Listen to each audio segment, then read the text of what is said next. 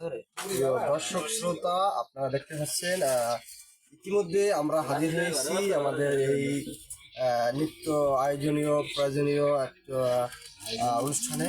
সকলকে পিছিয়ে যারা আছে সকলকে আপনারা আশীর্বাদ করবেন, কারণ তারা সবাই সম্মানিত লোক।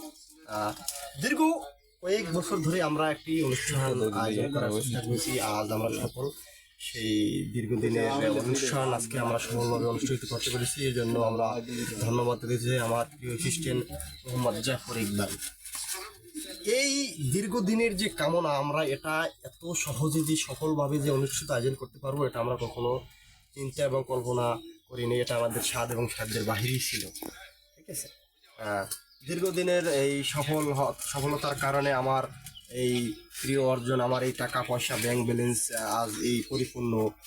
খুবই খুশি আমি খুবই বিলাসী জীবনযাপন করতেছি এখন আমি। আপনারা জানেন যে আমার 4টা প্রাইভেট জেট আছে, অলরেডি একটা ভিয়েতনামে, 2টা চায়নায়। আমার শিক্ষক যারা আছে ওনারা ব্যবহার করতেছে। আমার বাসায় অলরেডি একটা আছে। বাইকের কোনো হিসাব নেই দাদা।